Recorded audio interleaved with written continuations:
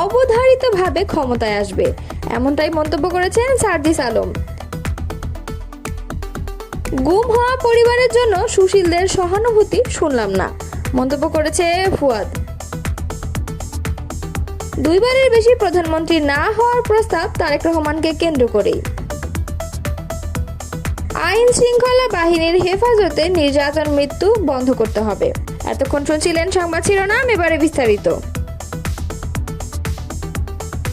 প্রধানমন্ত্রীর মেয়াদ নির্ধারণ ও এনসিসি প্রশ্নে বিএনপির অবস্থানকে দলীয় স্বার্থকে দেশের স্বার্থের উপরে প্রাধান্য দেওয়ার উদাহরণ হিসেবে উল্লেখ করেছেন জাতীয় নাগরিক পার্টির উত্তরাঞ্চলের মুখ্য সংগঠক সার্জিস আলম।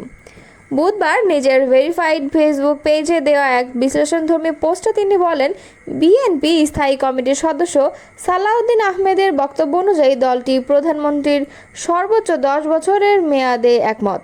তবে শর্ত থাকে যদি এনসিসির মতো কাউন্সিল গঠনের মাধ্যমে নির্বাহী ক্ষমতা খর্ব করা না হয়, অর্থাৎ তারা মেয়াদ নির্ধারণকে শর্ত সাপেক্ষে মেনে নিতে প্রস্তুত। তিনি বলেন, এনসিসি একটি প্রয়োজনীয় কাঠামো যার মাধ্যমে নির্বাচন কমিশন, পিএসসি, দুদক সহ বিভিন্ন সাংবিধানিক প্রতিষ্ঠানের নিয়োগ প্রক্রিয়া অংশগ্রহণমূলক ও ভারসাম্যপূর্ণ করা সম্ভব। এতে দলীয় অনুগতদের দিয়ে রাষ্ট্র পরিচালনার প্রবণতা কমবে এবং যোগ্যতা ও গ্রহণযোগ্যতার ভিত্তিতে নিয়োগ নিশ্চিত হবে। পোস্টে সার্জিস আরও লিখেছেন, যাকে তাকে বসিয়ে নির্বাচন ডাকাতি, দুদককে অপব্যবহার করে অর্থ লুটপাট কিংবা দলীয় লিস্ট ধরে পিএসসির মাধ্যমে নিয়োগ, এসব অনিয়মের সুযোগ রুদ্ধ করাই এনসিসি কাঠামোর লক্ষ্য।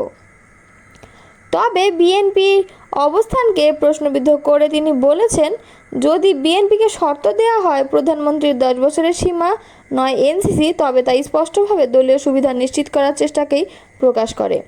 বিএনপি হয়তো ধরে নিচ্ছে তারা অবধারিতভাবে ক্ষমতায় আসবে, তাই তখন যেন নির্বাহী ক্ষমতা খর্ব না হয় এই আশঙ্কা থেকে তারা এনসিসির বিরোধিতা করছে। তিনি আহ্বান জানান, বিএনপির উচিত নিজেদের ক্ষমতার জায়গায় না রেখে নিরপেক্ষ দৃষ্টিভঙ্গিতে দেশের স্বার্থকে সর্বাগ্রে প্রাধান্য দেয়া, এমনকি নিজেদের বিরোধী দল হিসেবে ভাবলেও এনসিসির যৌক্তিকতা বোঝা সম্ভব। সার্জিস আলম পোস্টের শেষে বলেন, যদি আমাকে বলা হয় এনসিসি থাকবে নাকি প্রধানমন্ত্রীর সর্বোচ্চ 10 বছর সীমা, তবে আমি নির্দ্বিধায় এনসিসিকে বেছে নিব, কারণ দেশের মৌলিক সংস্কারের প্রশ্নে কোনো আপোষ করা যায় না।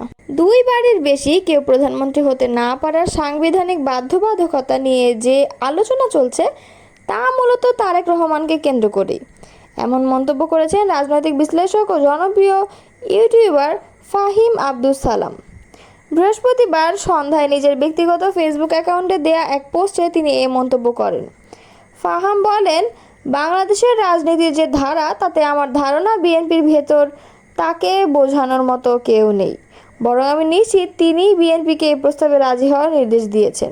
তিনি আরও বলেন, আমি তারেক রহমান সাহেব এবং বিএনপিকে ধন্যবাদ জানাতে চাই। বাংলাদেশের মানুষ আপনাদের কাছ থেকে এমন বরত্বপূর্ণ ও আপোষমূলক আচরণই প্রত্যাশা করে।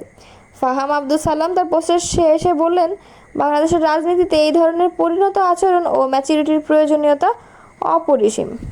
এবি পার্টির সাধারণ সম্পাদক ব্যারিস্টার আসাদুজ্জামান ফুয়াদ বলেছেন, সাবেক নির্বাচন কমিশনার নুরুল হুদার জন্য যারা মায়া কান্না করছেন, যদিও এই বিষয়টি কোনোভাবেই গ্রহণযোগ্য নয়। 3 দিন ধরে আমরা মিডিয়ায় এর জন্য যে সুশীলের কথা শুনছি, কিন্তু এই গুম হওয়া পরিবারগুলোর জন্য তো আমরা কোনো দিন সুশীলের মুখ থেকে সহানুভূতির শব্দ শুনলাম না। বুধবার জাতীয় প্রেস ক্লাবের জহুর হোসেন চৌধুরী হলে মায়ের ডাক এবং মানবাধিকার উন্নয়ন কেন্দ্র আয়োজিত এক সভায় তিনি এসব কথা বলেন। আসাদুজ্জামান ফুয়াদ বলেন, এই পরিবারগুলোর জন্য কি গণমাধ্যম ঘন্টার পর ঘন্টা আলোচনা করেছে? এই হচ্ছে ফ্যাসিবাদী রাষ্ট্রের বৈশিষ্ট্য, সময় বদলায় কিন্তু তার বয়ান বদলায় না। এমন এক পরিবেশ তৈরি করে দেয় যেখানে নুরুল হুদার গলায় জুতার মালা পরানো বেশি গুরুত্বপূর্ণ হয়ে যায় হাজার হাজার হারিয়ে যাওয়া মানুষের গল্পের চেয়ে। বিএনপির ভারপ্রাপ্ত চেয়ারম্যানের উপদেষ্টা মাহাদি আমিন বলেন, এটা অত্যন্ত দুঃখজনক যে 10 মাস পার হয়ে গেলেও এখনও আমরা নিশ্চিতভাবে জানি না কতজন মানুষ গণতন্ত্র প্রতিষ্ঠার সংগ্রামে শহীদ হয়েছেন বা কতজন গুম হয়েছেন। এই তালিকাটি নির্মোহভাবে তৈরি করা জরুরি ছিল এবং রাষ্ট্রের উচিত ছিল প্রত্যেক পরিবারের পাশে দাঁড়ানো। তিনি আরও বলেন, আমরা আশা করি যদি এই অন্তর্বর্তী সরকার সেটা নাও করতে পারে, ভবিষ্যতে ইনশাআল্লাহ বিএনপি রাষ্ট্র পরিচালনার দায়িত্বে আসলে সেটা নিশ্চিতভাবে করবে। এটা আমাদের প্রতিশ্রুতি। প্রত্যেক শহীদ ও গুম হওয়া পরিবারের পাশে আমরা থাকব, তদন্ত করব, আর ভবিষ্যতে বাংলাদেশ যেন কখনো আয়নাঘর না হয় সেই নিশ্চয়তা দেব। 28 জুন দলের সম্মেলনকে কেন্দ্র করে গোলাম মোহাম্মদ কাদেরের নেতৃত্বে জাতীয় পার্টিতে যে দুটি গ্রুপ তৈরি হয়েছিল, তার মধ্যে ব্যারিস্টার আনিসুল ইসলাম মাহমুদ ও কো-চেয়ারম্যান ABM রুহুল আমিন হাওলাদার নেতৃত্বাধীন বিদ্রোহী গ্রুপটি ওই দিনের সম্মেলন করার সিদ্ধান্ত থেকে সরে এসেছে। সম্মেলন করার সিদ্ধান্ত থেকে সরে আসার বিষয়ে জানতে একাধিকবার ফোন করেও আনিসুল ইসলাম মাহমুদের বক্তব্য নেওয়া সম্ভব হয়নি, যদিও গতকাল বিকেলে তিনি ঢাকা পোস্টকে বলেছেন 28 তারিখ কাকরাইল কেন্দ্রীয় কার্যালয়ের সামনেই তাদের সম্মেলন হবে। আইন শৃঙ্খলা বাহিনীর হেফাজতে নির্যাতন ও মৃত্যু বন্ধ করতে হবে বলে দাবি করেছেন বাংলাদেশ জাতীয়তাবাদী দলের মহাসচিব মির্জা ফখরুল ইসলাম আলমগীর।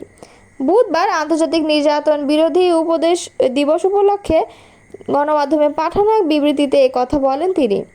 বিবৃতিতে মির্জা ফখরুল বলেন, জাতিসংঘ ঘোষিত নির্যাতনের শিকারদের সমর্থনে আন্তর্জাতিক দিবসটি পালিত হয় 26 জুন।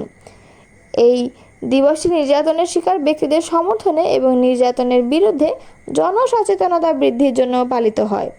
আমি এই আন্তর্জাতিক দিবসে বাংলাদেশ সহ সারা বিশ্বের নিপীড়িত, নির্যাতিত, মজলুম ব্যক্তি, জাতি, গোষ্ঠী, বর্ণ ও ভাষাগত সম্প্রদায়ের প্রতি জানাই গভীর সমবেদনা ও সহমর্মিতা।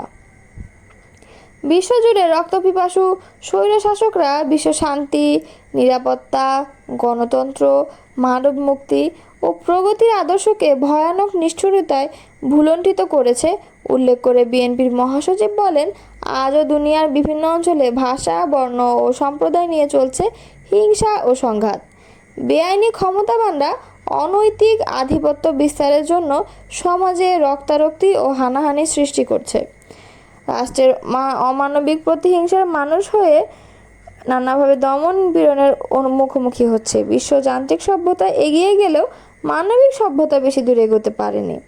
মির্জা ফখরুল বলেন, গত বছর জুলাই আগস্টের গণঅভ্যুত্থানে তৎকালীন ফ্যাসিস্ট সরকার বিভৎস দমন নীতির কারণে অসংখ্য প্রাণ ঝরে গেছে এবং হাজার হাজার ছাত্র জনতা পঙ্গুত্ব বরণ করেছে। বিগত নিষ্ঠুর ও কর্তৃত্ববাদী আওয়ামী সরকারের উৎপীড়নের বিকট রূপ দেখে সারা বিশ্ব হতভম্ব হয়েছে। এছাড়া 16 বছর ধরে তাদের রাষ্ট্রীয় সন্ত্রাসের কারণে গুম, কথিত বন্দুকযুদ্ধে হত্যা, শারীরিক নির্যাতনে মৃত্যুর শিকার হয়েছে অসংখ্য মানুষ।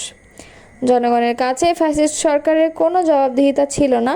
সকল প্রতিষ্ঠানকে হাতের মুঠোয় নিয়ে একদলীয় দুঃশাসনের জগদ্দল পাথর জনগণের বুকের উপর চাপিয়ে দেওয়া হয়েছিল। গণমাধ্যমকে হুমকি, ভয় ও নির্যাতন চালিয়ে মত প্রকাশের স্বাধীনতাকে নির্মমভাবে মাটিচাপা দেওয়া হয়েছিল।